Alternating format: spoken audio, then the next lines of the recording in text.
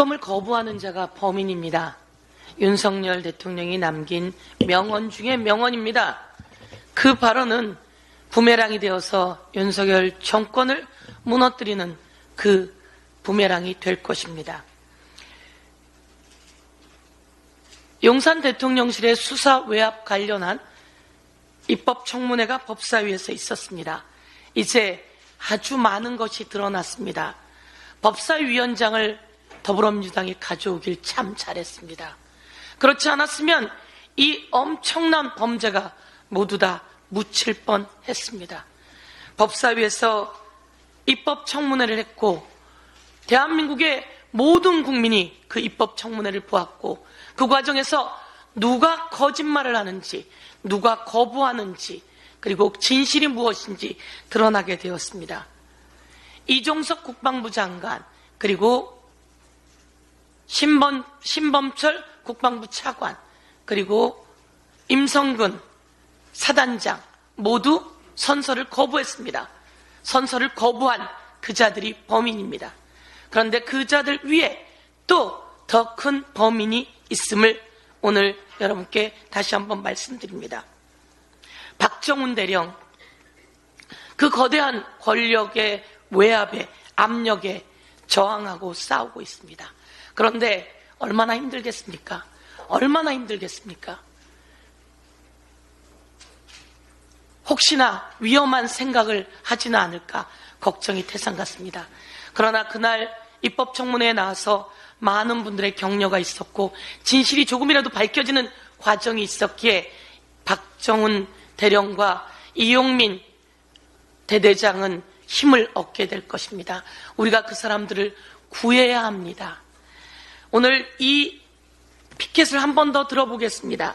사단장은 수중수색하고 있는 것을 그날 연결식에서 처음 알았다. 장례식에서 처음 알았다. 그렇게 이야기했습니다. 이것은 다 거짓말이었습니다. 카톡에 밑에서 언론 보고가 있었고 이렇게 사진이 나옵니다. 이 사진에 물속에서 안전장비 없이 수중수색하는 사진이 수도 없이 있습니다. 이 사진 바로 다음에 공보활동이 참 잘 이루어지고 있구나 라고 임성근 사단장이 댓글을 답니다. 이렇게 댓글을 달고 2시간 후에 우리 최혜병이 순직을 하게 됩니다. 그런데 임성근은 이 장면을 보여주고 있음에도 불구하고 아닙니다. 몰랐습니다. 그 사진을 보지 못했습니다. 라고 뻔뻔스럽게 거짓말을 합니다. 뻔뻔스러운 거짓말을 합니다. 임성근 사단장의 뻔뻔스러운 거짓말은 이종석 국방부 장관에게도 또 이어집니다.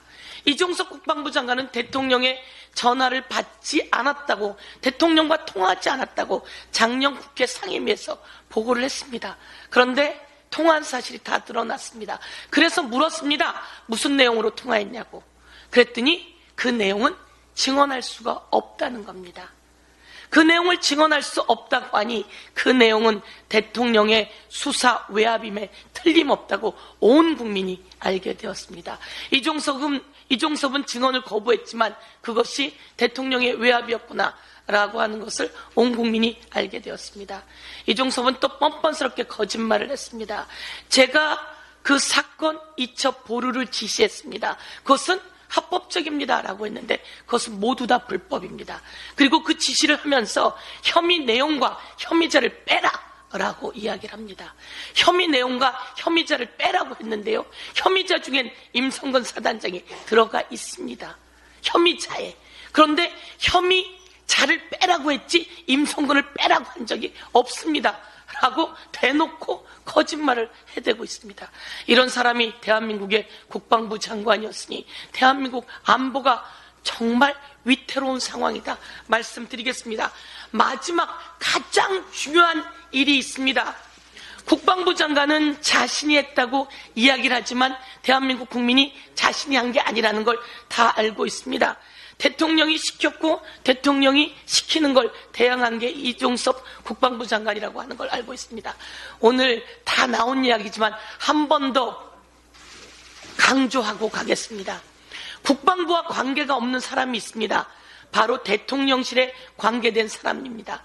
대통령 안보실의 국방비서관 임기훈, 그리고 민정수석 역할을 하고 있는 대통령 비서실의 공직기강 비서관 이시원, 이 사람들이 이것에 개입된 것이 그날 다 드러났습니다. 임기훈이 국방부 법무관리관 유재은에게 전화를 합니다. 유재은이 얘기했습니다. 대통령실의 국방비서관이 저에게 전화를 했습니다.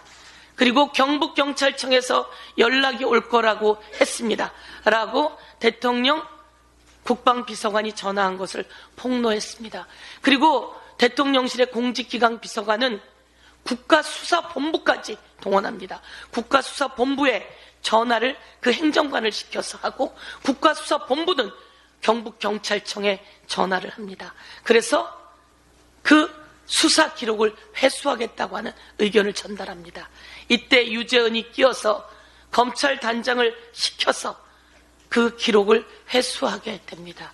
이 과정에는 대통령실의 국방비서관, 대통령실의 민정수석을 역할을 하고 있는 공직기강 비서관이 끼어 있었습니다.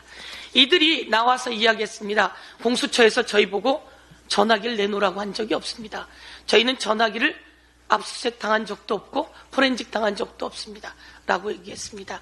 이 둘이 완전하게 키입니다. 이 두 사람이 대통령실의 관계자로 회수하는 것에 관여했고, 여기에 국가수사본부가 동원되었고 경북경찰청이 동원되었습니다. 이 엄청난 국정농단, 국기문란, 안보농단을 국민 여러분께 단단히 확실하게 고발하면서 이에 대한 조사, 공수처가 확실하게 대통령 핸드폰부터 압수수색하고 포렌식 하십시오. 그리고 대통령실 관계자들 핸드폰 압수수색하고 포렌식 하십시오. 그래서 이 내용을 특검으로 낱낱이 밝혀내 정의를 바로 세우겠습니다. 이상입니다.